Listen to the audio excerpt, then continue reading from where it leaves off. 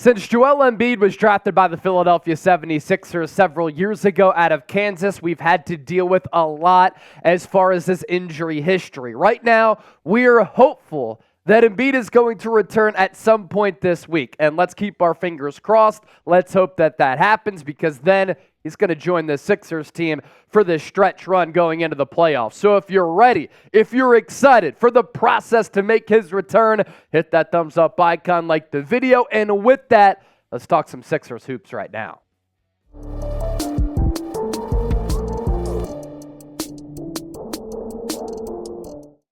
Welcome into Philadelphia 76ers Now by Chat Sports. I'm Chase Sr. Hope all of you out there having a fantastic start to your week. We got some good news to start the week as far as the Joel Embiid injury goes, but on the show we also have injury updates on Embiid, Tyrese Maxey, D'Anthony Melton, as well as Robert Covington. If you somehow missed it, Woj reported yesterday that Embiid will return this week. Shout out to Harrison Graham for stepping in for me, as well as producer Chip on Monday's show. I was back in Pennsylvania visiting some family in Lancaster for the Easter weekend, and there's a slim chance that maybe Joel Embiid could play tonight against Oklahoma City, but he was not at practice on Tuesday, so he's probably not going to play as of this recording. And Embiid not at shoot-around. Currently, the Sixers have him listed as out, but they put out a bunch of videos. We now have the reports from Shams and Woj that he's going to return at some point this week. The big question is,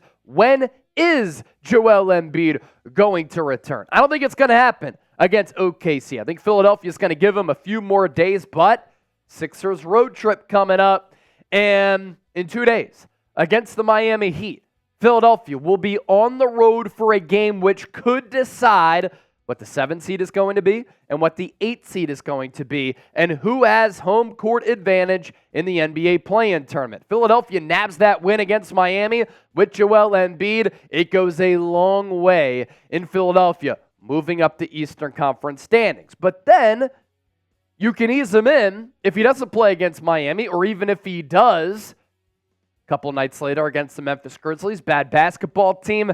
Then you have that back-to-back against the San Antonio Spurs. I'd make the argument, let's see how Embiid fares playing in those 3 games here, 4th, 6th, and the 7th, to get that conditioning level up. Heat game going to be pivotal for all the reasons that I mentioned, but also you'd have Embiid most likely against Bam Adebayo. Always poses to be a difficult test against Joel Embiid because of how athletic he is, how active he is, and just the premium defender that he is in this league. With that, will Embiid play Thursday against Miami? I think that's the target date. And if that's the case, can't wait to be locked into every single possession of that game. Why for yes and for no? Let's hear from all of you.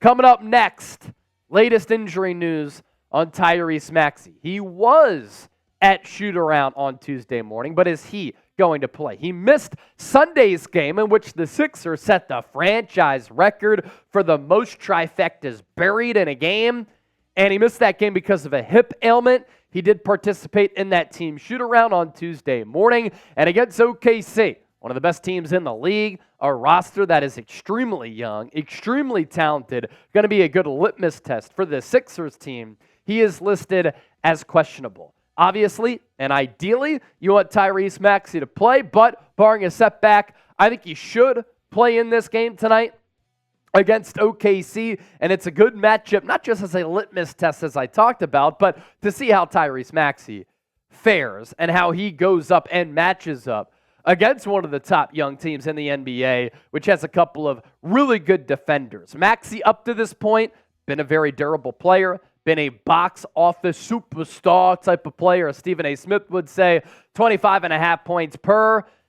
We talked about him taking that Jamal Murray leap. He really has, and the scoring numbers inflated a little bit because of the injury to Embiid, but even when Embiid was on the floor, Maxey was still at about that points per game number. Field goal number is pretty damn solid considering the volume there and not having that co-star alongside him, meaning defenses can hone in on Tyrese Maxey. 44.5% from the deck, 37+% from three-point range. As for what we're getting into next, updates on Robert Covington. He's still on this basketball team? Yes, he is. As well as D'Anthony Melton.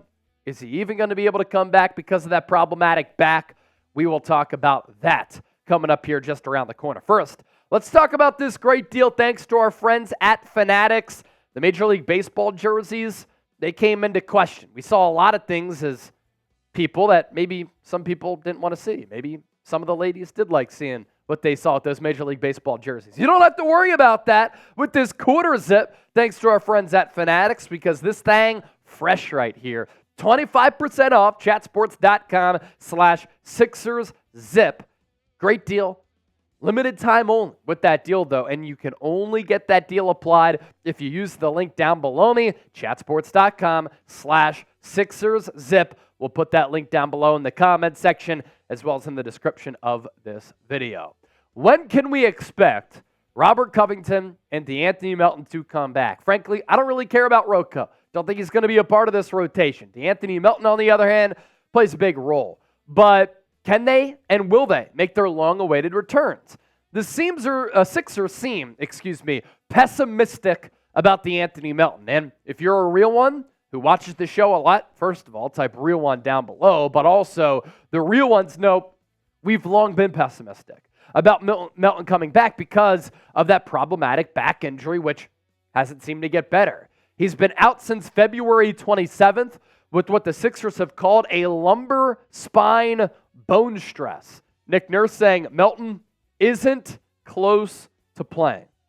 But the team is hopeful that Melton can return before the end of the regular season.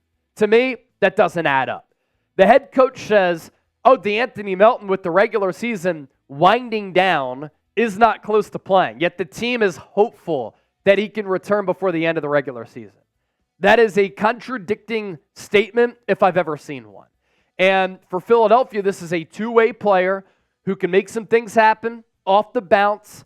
You can rely on him to knock down some three-pointers, as evidenced by the 36% from three-point range, where the Sixers are really going to miss him, the defensive versatility to play and match up against point guards, two guards, but also wings.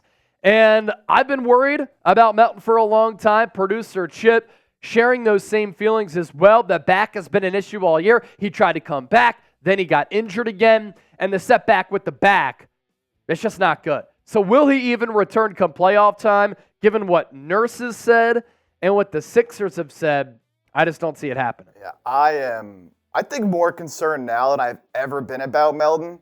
I thought maybe he'd at the very least be able to come back if the Sixers are in the play-in and he'd be able to play in the play-in. But, man, the way they're talking about it now, to me it kind of seems like they have no idea when he's going to be back. Yeah. It's sort of, it's been bothering him for so long. They obviously tried to bring him back. It didn't work out. And as you said, Nurse saying he's not close, a team saying, we hope he'll be back by the end of the season. I think they truly have no idea. Nurse did say it is kind of a pain thing as well. It's more than just recovery. It's a very painful thing to deal with. The back is not something you want to mess around with. But at this point, I don't know if you can even count on him to be in the rotation come playoff time. Even if he comes back and he's healthy and he's playing, I'm not sure at what level he's going to be able to be playing at because he's, again, been out for so long. Yeah, and that's kind of the sentiment that I've shared as well. As far as Robert Covington, I guess he seems closer on a potential return here. Things seem to be a little bit more optimistic from the team's standpoint as far as his status goes. He's been out since late December with that knee injury. Nurse saying there's a very good chance that he returns before the end of the regular season, and he might suit up against Miami on Thursday. Of course, for any player coming off an injury, it's really important for them to get that leeway and to get that runway of just getting that stamina up. We've talked about that with Joel Embiid, and just getting locked and loaded come playoff time. For him this year, I wasn't really expecting a ton after that trade. He's certainly not the player that he once was, especially when he was a process Sixer, really important 3-and-D guy. And he's been injured a lot over the last several years. 4.5 points per game this year, more than 3 rebounds.